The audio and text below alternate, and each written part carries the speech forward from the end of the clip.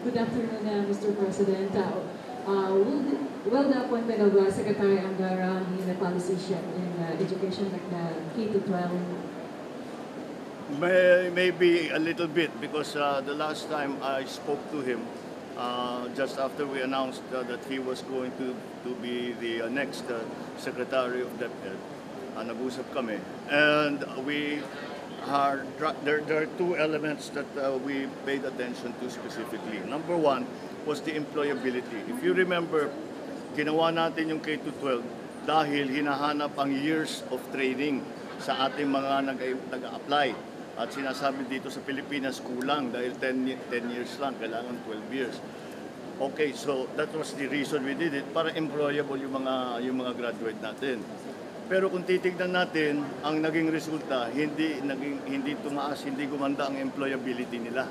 So we have to do something else. Kaya we were examining things like mini courses, yung mga 3 buwan, 6 na buwan, 1 year, short courses, para sa mga specialty.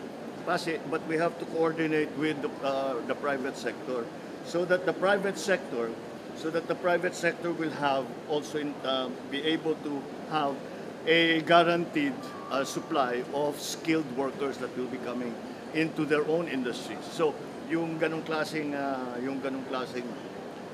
coordination ay importante. Dahil kung minsan meron tayong mga livelihood project na tulungan ng livelihood pero wala namang trabaho pa rin. So tinitiyak namin na paglabas na may magandang pag-asa, magandang magkatrabaho, if not directly already to an industry employer.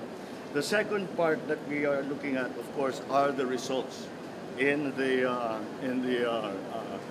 international objective test that we are getting, especially in the STEM subjects, because that's where we are falling behind, and that is the area that is most in demand right now because we're getting more and more technical. Kaya yun ang mga namin.